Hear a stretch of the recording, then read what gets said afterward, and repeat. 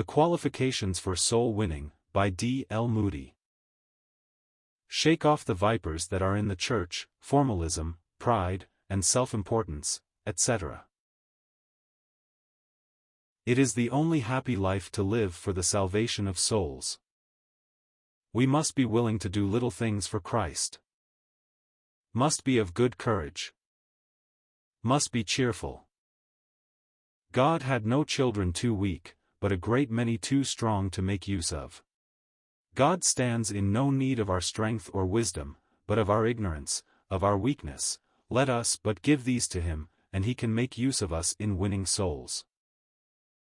And they that be wise shall shine as the brightness of the firmament, and they that turn many to righteousness as the stars for ever and ever. Daniel 12 verse 3. Now we all want to shine. The mother wishes it for her boy, when she sends him to school, the father for his lad, when he goes off to college, and here God tells us who are to shine, not statesmen, or warriors, or such like, that shine but for a season, but such as will shine for ever and ever, those, namely, who win souls to Christ, the little boy even who persuades one to come to Christ. Speaking of this, Paul counts up 5 things, 1 Corinthians 1 verses 27 to 29, that God makes use of: the weak things, the foolish things, the base things, the despised things, and the things which are not, and for this purpose, that no flesh might glory in his sight, all 5 being just such as we should despise. He can and will use us, just when we are willing to be humble for Christ's sake, and so for 6,000 years God has been teaching men. So with an ass's jawbone Samson slew his thousands, Judges 15 verse 15, so at the blowing of ram's horns the walls of Jericho fell, Joshua 6 verse 20. Let God work in his own way, and with his own instruments. Let us all rejoice that he should, and let us too get into the position in which God can use us.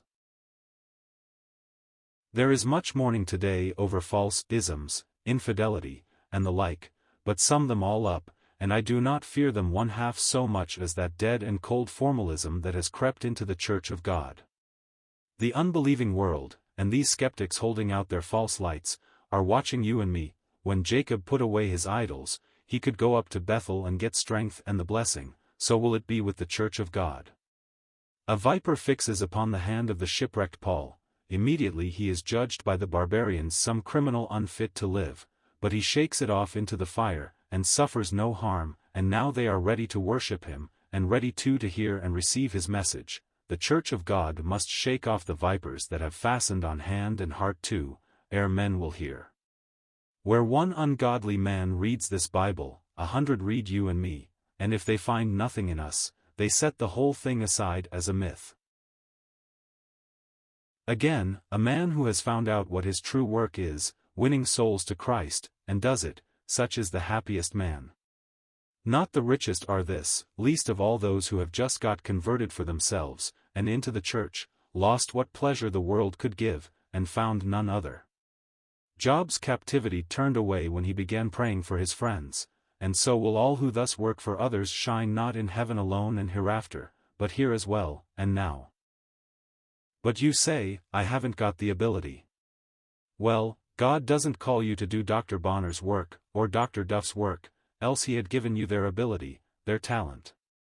The word is, to every man his work. I have a work to do, laid out for me in the secret counsels of eternity, no other can do it. If I neglect it, it is not true that some other will do it, it will remain undone.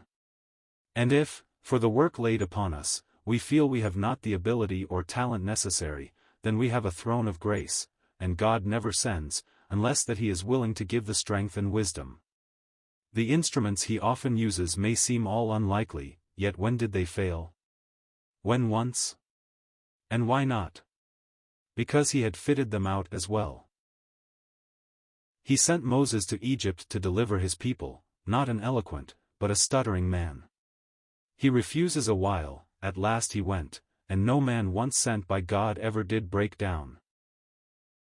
So was Elisha a most unlikely man to be a successor to the great prophet Elijah. Men would have chosen some famous man, some professor in the school of the prophets. God took one from the plow, but he gave him what was needed. Elisha had but to keep by his master to the end, and he received even a double portion of the Spirit. And if we want to get it, we too must keep by the Lord, nor ever lose sight of him, should he, as Elijah Elisha, in one way or another try our faith. And further, we must be ready to do little things for God. Many are willing to do the great things. I dare say hundreds would have been ready to occupy this pulpit today. How many of them would be as willing to teach a dirty class in the ragged school? I remember, one afternoon I was preaching, observing a young lady from the house I was staying at, in the audience. I had heard she taught in the Sabbath school, which I knew was at the same hour, and so I asked her, after service, how she came to be there. "Oh," said she, "my class is but 5 little boys, and I thought it did not matter for them." And yet among these there might have been, who knows, a Luther or a Knox, the beginning of a stream of blessing, that would have gone on widening and ever widening, and besides, one soul is worth all the kingdoms of the earth. Away in America, a young lady was sent to a boarding school, and was there led to Christ. Not only so, but taught that she ought to work for him. By and by she goes home, and now she seeks, in one way and another, to work for him, but without finding how. She asks for a class in her church Sunday school, but the superintendent is obliged to tell her that he has already more than enough of teachers. One day, going along the street, she sees a little boy struck by his companion, and crying bitterly. She goes up and speaks to him, asks him what the trouble is. The boy thinks she is mocking him, and replies sullenly. She speaks kindly, tries to persuade him to school. He does not want to learn. She coaxes him to come and hear her and the rest singing there, and so next Sunday he comes with her. She gets a corner in the school of well-dressed scholars for herself and her charge. He sits and listens, full of wonder. On going home, he tells his mother he has been among the angels. At first at a loss, she becomes angry, when a question or two brings out that he has been to a Protestant Sunday school, and the father, on coming home, forbids his going back, on pain of flogging. Next Sunday, however, he goes, and is flogged, and so again, and yet again, till one Sunday, he begs to be flogged before going, that he may not be kept thinking of it all the time. The father relents a little, and promises him a holiday every Saturday afternoon, if he will not go to Sunday school. The lad agrees, sees his teacher, who offers to teach him then. How many wealthy young folks would give up their Saturdays to train one poor ragged urchin in the way of salvation? Some time after, at his work, the lad is on one of the railway cars. The train starts suddenly, he slips through, and the wheels pass over his legs. He asks the doctor if he will live to get home. It is impossible. Then, says he, tell father and mother that I am going to heaven, and want to meet them there. Will the work she did seem little now to the young lady? Or is it nothing that even one thus grateful waits her yonder? Another thing we want is, to be of good courage. 3 or 4 times this comes out in the first chapter of Joshua, and I have observed that God never uses a man that is always looking on the dark side of things. What we do for him let us do cheerfully, not because it is our duty, not that we should sweep away the word but because it is our privilege. What would my wife or children say if I spoke of loving them because it was my duty to do so? And my mother, if I go to see her once a year, and were to say, Mother, I am come all this way to discharge what feel to be my duty in visiting you, might she not rightly reply, My son, if this is all that has brought you, you might have spared coming at all, and go on in broken-hearted sorrow to the grave? A London minister, a friend of mine, lately pointed out a family of 7, all of whom he was just receiving into the church. Their story was this: going to church, he had to pass by a window, looking up at which one day, he saw a baby looking out. He smiled, the baby smiled again. Next time he passes he looks up again, smiles, and the baby smiles back. A third time going by, he looks up, and seeing the baby, throws it a kiss, which the baby returns to him. Time after time he has to pass the window, and now cannot refrain from looking up each time, and each time there are more faces to receive his smiling greeting, till by and by he sees the whole family grouped at the window, father, mother, and all. The father conjectures the happy, smiling stranger must be a minister, and so, next Sunday morning, after they have received at the window the usual greeting, 2 of the children, ready dressed, are sent out to follow him. They enter his church, hear him preach, and carry back to their parents the report that they never heard such preaching, and what preaching could equal that of one who had so smiled on them. Soon the rest come to the church too, and are brought in, all by a smile. Let us not go about, hanging our heads like a bulrush. If Christ gives joy, let us live it. The whole world is in all matters for the very best thing. You always want to get the best possible thing for your money. Let us show, then, that our religion is the very best thing. Men with long, gloomy faces are never wise in the winning of souls.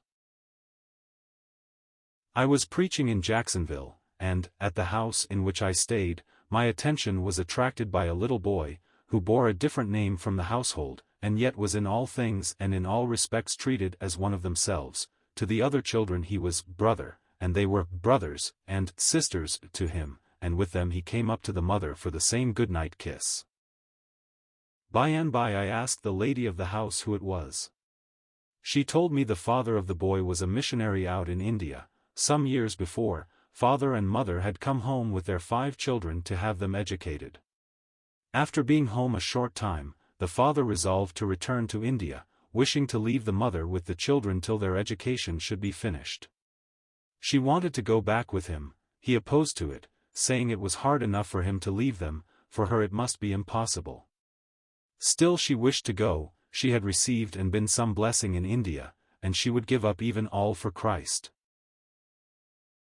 Ultimately it was arranged that the children should be received into various families, treated as part of them, and that father and mother together should return. So with the boy the mother came to this friend's and stayed a few days along with him. The night before she had leave, sitting with the lady of the house, she told her how anxious she was that her boy should receive the impression that his mother had for Christ's sake cheerfully left him behind, and that for this end she wished to leave him without a tear at parting. The struggle this would cost the lady well knew, especially as the boy was of a peculiarly amiable disposition.